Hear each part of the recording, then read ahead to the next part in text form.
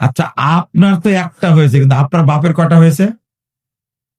8-10টা, 6-7টা হয়েছে। আল্লাহ কি আপনার কপালে একটাই রেখে দিছিল? না না, তাহলে মারছেন কয়টা? হম, বাঁচতে কেউ পারবে না, কেউ বাঁচতে পারবে না। একটা হলো কেন? তাও এত বড় বদমাশ হয়েছে, আদর করতে করতে সেরা বাদর হয়েছে। আমি কি ভুল বললাম? বললাম। একটা হয়েছে তো, মারলে মরে যেতে পারে, মারে না। রাগ করলে গলায় জড়িতে পারে, মারে না। বকা দিলে বিষ খেতে পারে, কিছুই বলে না। এখনো সেরা বানর হয়েছে, মানে সেরা জানোয়ার হয়েছে।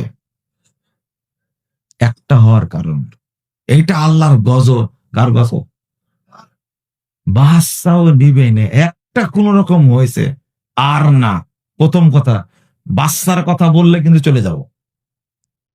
আল অলু, যে মহিলার বাচ্চা বেশি সেই মহিলাকে আল্লাহ জান্নাত দেবেন। আপনার কয়টা হয়েছে? আপনার মায়ের ছিল 6টা, 7টা, 8টা, 9টা। আর আপনার বইয়ের হয়েছে কয়টা? একটা। তাও কি জানোয়ার? হয় শিক্ষিত করার পরে জানোয়ার বানাইছেন, নাহলে ডাক্তার না করে ডাকাত বানাইছেন, ইঞ্জিনিয়ার না করে জানোয়ার বানাইছেন। হতে তো পারে, তাই না? একটাই। আপনি জান্নাতে যাবেন কিভাবে চিন্তা করলে?